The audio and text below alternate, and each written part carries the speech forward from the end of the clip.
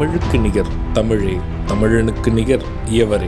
2 அடியில் நம்மால் எதுவும் செய்ய இயலாது என்று எண்ணும் மனிதனிடத்தில் 2 அடி குரலில் எதையும் நம்மால் செய்ய முடியும் என நம்பிக்கையை ஊக்குவித்தது திருக்குறள். வணக்கம் குழந்தைகளே. வணக்கம் பகலவன் ஐயா. இன்னைக்கான குறளை நம்ம பார்ப்போமா?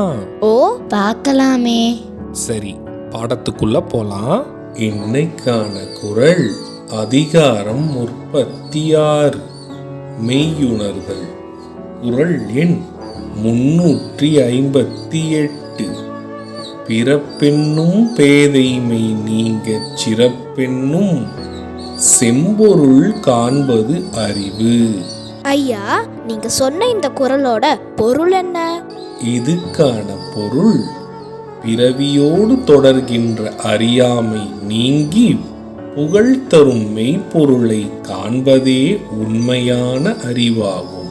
இதுக்கு ஒரு உதாரணம் சொல்லுங்களேன். இதுக்கான உதாரணம், நம் வாழ்க்கையில் நம் அறிவாற்றலை சரியாக செயல்படுத்தாமல் சிந்தனை மூலம் அறிவான செயலை செய்வதன் மூலம் வரும் புகழ் சிறந்த அறிவாகும். நான் சொன்னது உங்களுக்கு புரிஞ்சுதா தீரன், இலக்கியா? நல்லா புரிஞ்சுது ஐயா. இனி இந்த குறள் எங்களுக்கு மறக்கவே மறக்காது. சரி பசங்களா, நாளைக்கும் இதே மாதிரி சுவாரஸ்யமான குறளை பார்ப்போம். நீங்க வீட்டுக்கு போன உடனே என்ன பண்ணணும்?